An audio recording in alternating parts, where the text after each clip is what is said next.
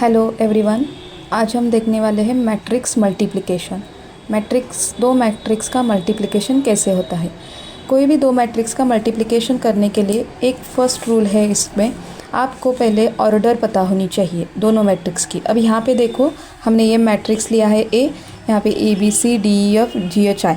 Okay, simple मैंने letters लिए हैं, तो इसकी ऑर्डर है हमारी 3/3। सेम ये भी मैट्रिक्स है, इसकी भी ऑर्डर है हमारी 3/3।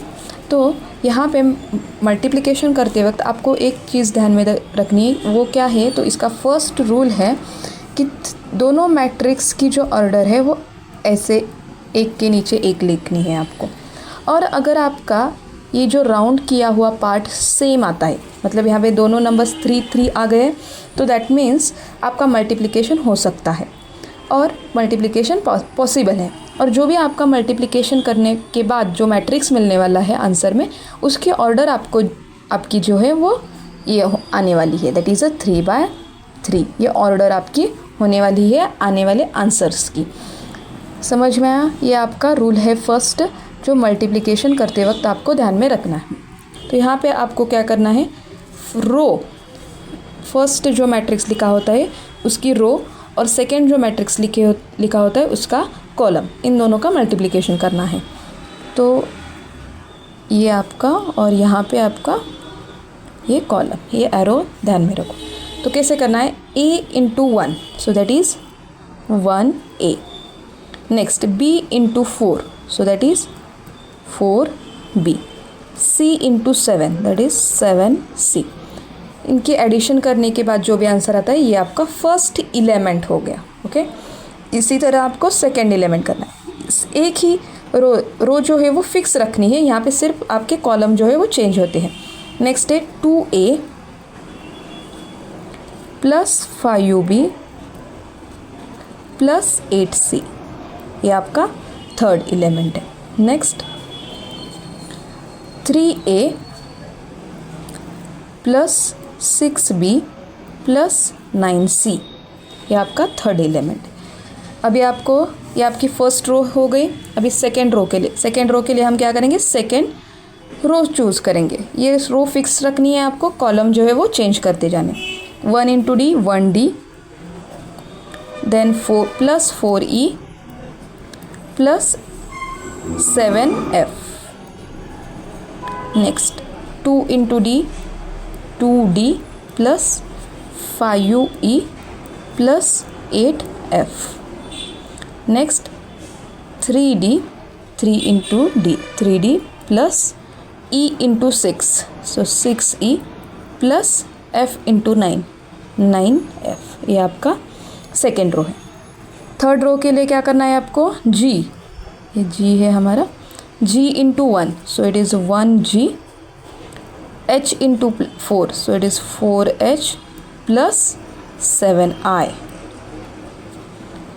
Next 2 × G, so it is 2G + 5UH + 8I. 3 × G 6 × H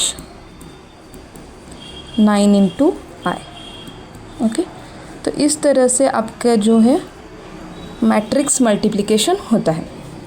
तो इसकी भी ऑर्डर 3/3 है, 3/3 आने वाली थी, तो यहाँ पे देखो 3/3, 3 रो एंड 3 कॉलम्स आपके बने हैं। तो ऐसे आपको मैट्रिक्स का मल्टीप्लिकेशन करना है। तो हम अभी नंबर्स लेके एक प्रॉब्लम सॉल्व करते हैं। यहाँ पे मैंने मैट्रिक्स लिखे हैं दो, A × B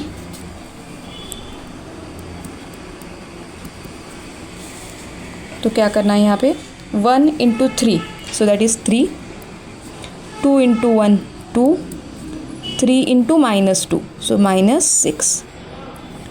Next 4 × 1 4 + 2 × 2 4 + 3 × -1 -3. Third element 1 × 0 0, 2 × 3 6 + 3 × 0 0. Next 3 × 0 0 + 7 + 2, -1 × -2 is +2.